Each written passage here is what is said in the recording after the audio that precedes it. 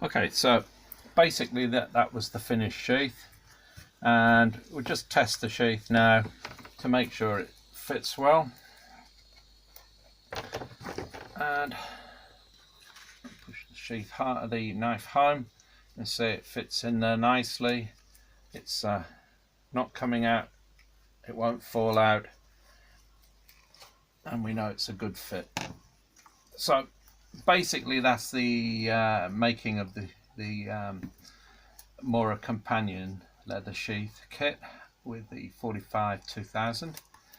And you can actually you could dye it now, or leave it in its natural russet, and given a little bit of time it will start to go that kind of deep saddle tan that you kind of associate with seasoned leather.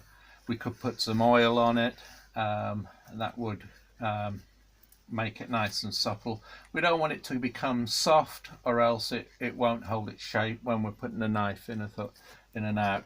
The other thing we could do is just put some boot polish on it, like this one. Just had some boot polish, brown boot polish put on it, and that gives it instantly stains it and gives it a nice finish.